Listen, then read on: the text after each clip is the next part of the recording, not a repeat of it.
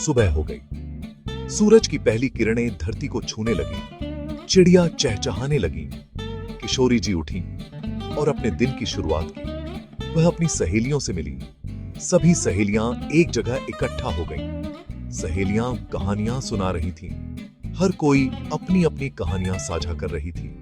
किशोरी जी ध्यान से सुन रही थीं। उनकी आंखों में जिज्ञासा थी। सभी हंस रही थीं। कहानियां गोविंद की थीं। गोविंद मतलब कृष्ण। कृष्ण मतलब माखन चोर। उनकी शरारतें सबको हंसाती थीं। किशोरी जी ने पूछा, और क्या हुआ? उनकी आंखों में चमक थी। सहेलियों ने बताया कि कृष्ण ने फिर माखन चुराया। उनकी शरारतें कभी खत्म नहीं होती। वह अपनी मां यशोदा से भी चालाक हैं। किशोरी जी भी मुस्कुराईं। यशोदा मां की परेशानियां सुनकर सबको मजा आता था। कृष्ण की शरारतें सुनना अच्छा लगता था। उनकी हर शरारत में एक नई कहानी होती थी। लेकिन आज किशोरी जी को थोड़ा गुस्सा भी आ रहा था। शायद कृष्ण की शरारतें कभी-कभी हद से बढ़ जाती थीं। गोविंद बहुत शरारती थे। उनकी शरारतें पूरे गांव में मशहूर थीं। एक दिन उन्होंने मां यशोदा का माखन चुरा लिया। यह उनकी सबसे पसंदीदा शरारत थी। मां ने माखन मटकी में ऊंचे लटकाया था ताकि गोविंद उसे ना चुरा सकें। लेकिन गोविंद कहां मानने वाले थे। उन्होंने ठान लिया कि माखन तो चुराना ही है। उन्होंने अपने दोस्तों को बुलाया। सबने मिलकर एक योजना बनाई। सब मिलकर एक पिरामिड बनाया। यह पिरामिड बनाना आसान नहीं था, लेकिन सबने मिलकर मेहनत की। गोविंद सबसे ऊपर चढ़ गए। उनकी आंखों में चमक थी, जैसे उन्होंने कोई बड़ा कारनामा कर दिया हो। उन्होंने मटकी तोड़ी और सबने मिलकर माखन खाया। माखन का स्वाद सबको बहुत पसंद आया। मां यशोदा आईं तो उन्हें बहुत गुस्सा आया। उन्होंने देखा कि माखन गायब है। उन्होंने गोविंद को पकड़ लिया। गोविंद की शरारतें अब छुप नहीं सकती थीं। गोविंद ने कहा, मां, मैंने नहीं किया, बंदर ने किया होगा। उनकी मासूमियत पर यशोदा को हंसी आ गई। मां यशोदा उनकी बातों पर हंस पड़ी। उन्होंने गोविंद को माफ कर दिया। गोविंद को माखन चोरी करना बहुत पसंद था। यह उनकी सबसे प्यारी शरारत थी जो सबको हंसाती थी। किशोरी जी यानी राधा कृष्ण से नाराज थीं। उन्हें कृष्ण की शरारतें अच्छी नहीं लग रही थीं।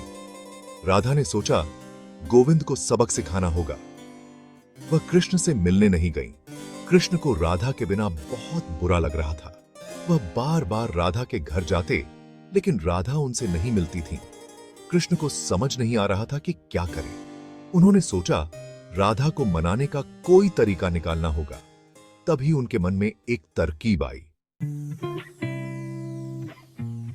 कृष्ण ने सोचा, मैं लालीहारण बनकर राधा से मिलूंगा। लालीहारण एक सुंदर ग्वाला था। कृष्ण ने लाल रंग के कपड़े पहने। उन्होंने अपने बालों में मोर पंख लगाया, हाथों में बांसुरी ली। वह बिल्कुल लालीहारण जैसे लग रहे थे। कृष्ण लालीहारण बनकर राधा के घर गए। राधा ने दरवाजा खोला। वह लालीहारण को देखकर मुस्कुराई। कृष्ण ने सोचा, राधा लालीहारण को पसंद करती हैं। मुझे लालीहारण बनकर ही रहना चाहिए। राधा ने लालीहारण को अंदर बुलाया। लालीहारण ने मुस्कुराते हुए अंदर कदम रखा। उसकी आंखों में एक चमक थी। कृष्ण ने सोचा, अब मैं अपना भेष कैसे बदलूं? वह चिंतित थे कि राधा उन्हें पहचान न ले। तभी उनकी नजर पानी से भरे घड़े पर पड़ी। उन्होंने घड़े में देखा और एक विचार उनके मन में आया। उनका असली रूप दिखाई दिया। पानी में उनका प्रतिबिंब साफ था। राधा ने भी घड़े में देखा। वह हैरान रह गईं।